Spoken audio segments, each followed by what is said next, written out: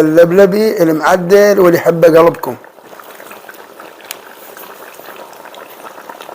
شوفوا شلون حبايب قلبي، هذا الطبق الشتوي اللبلبي حبايب قلبي، هذا مال العرباين وهاي فوقها عصرة ليمون والكسور، يعني حطيناها قطة نكهة للبلبي فتشي.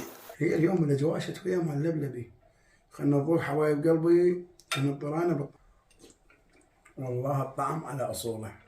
اليوم رجعت لكم اكله شتويه طريقه اللبلبي. اليوم الحمص نقعت ليله كامله وحطيت وياه ملعقه سوداء وبعدين رجعت غسلته. كان اللبلبي اليوم شلون راح اشتغل لكم؟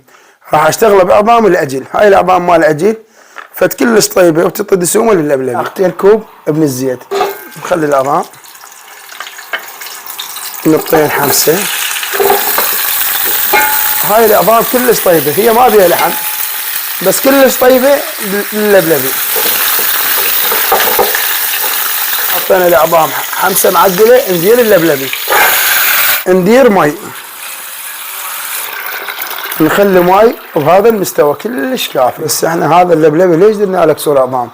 على مود يعطينا طعم كلش طيب. نقش هاي الزفره ورا ما يعني شويه قبل لا تفور.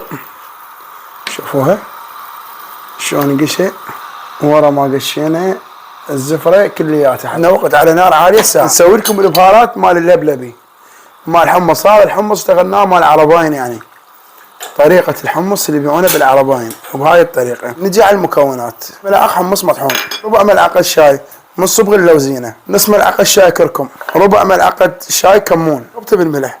انا خليت 3/4 الكوب ملح. طين خلطه معدله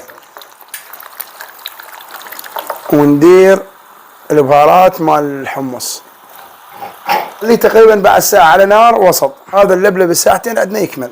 عندنا هذا اللبلبي المعدل واشتم ريحه هوايه اليابه، اخذ من عندنا هذا اللبلبي وقت ساعتين او 10 دقائق.